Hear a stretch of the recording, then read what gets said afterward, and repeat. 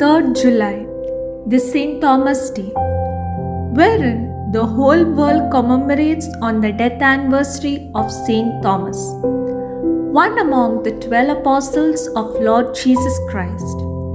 The remembrance of this event is popularly known as Dukhrana, a Syriac word meaning remembrance.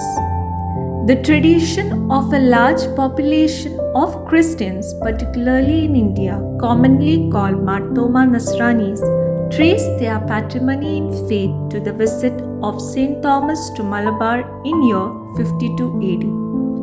St. Thomas attained martyrdom on 3rd July 72 AD at Chinnamala near of the present-day Chennai. The mortal remains were buried there, now known as St. Thomas Mount. Saint Pope Paul VI declared St. Thomas as the Apostle of India on 25 March 1972.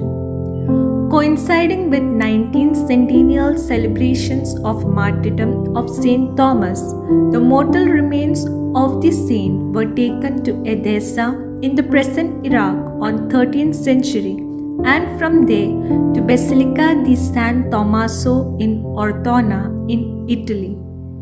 On 6th December 1953, His Eminence Cardinal Eugen Tisserand, then Secretary of the Sacred Congregation for Oriental Churches, bought a piece of bone from one of the hands of the saint while on a visit to Kerala at the invitation of Syro-Malabar and Syro-Malankara bishops.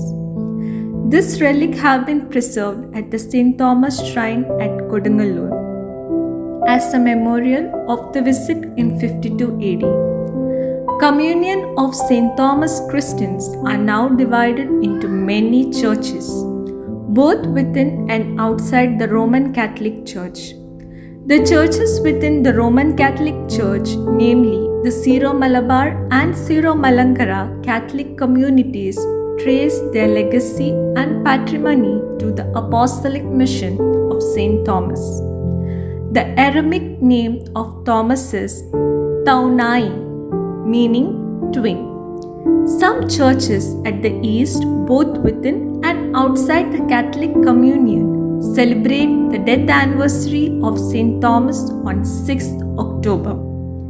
The visit of St. Thomas is described in Thoma Parvam, written in 1601. The 7.5 churches founded by St. Thomas are the Marthoma Pontifical Shrine, Kodungalur, St. Thomas Syro-Malabar Catholic Church, Palayur, Kottakav Church, North Paravur, St. Thomas Church, Kokamangalam, St. Thomas Church, Nilakal, St. Mary's Orthodox Syrian Church, Niranam, Kollam Church, and St. Mary's Church, Thiruvananthapuram.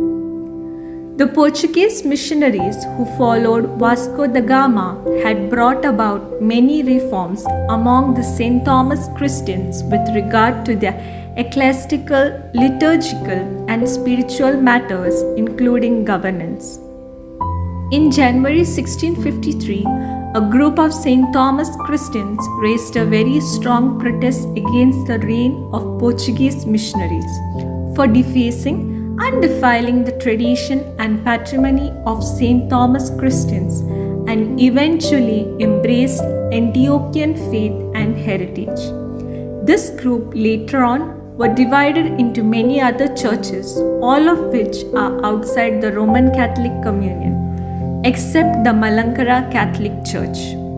The group of St. Thomas Christians who stood faithfully with the Roman Catholic Church is now called the Syro-Malabar Catholic Community, which is at present sui juris church, which has declared officially as major Archiepiscopal Church by St. John Paul II on 29 January 1993, with Major Archbishop as the head, and the title given is Ernakulam Angamali, Major Archiepiscopal See. The Syro-Malabar Catholic community and Syro-Malankara Catholic community represent the Oriental Catholic community in India with a distinct liturgical tradition, governed by canon law of the East.